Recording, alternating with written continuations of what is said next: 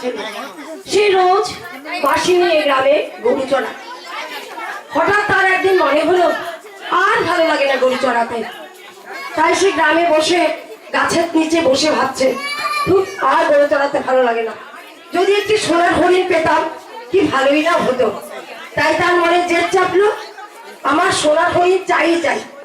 তাই এবার আসুন আমরা মঞ্চে দেখি রাখাল বালক নৃত্যের মাধ্যমে কি করে তার মনের ভাব প্রকাশ করে।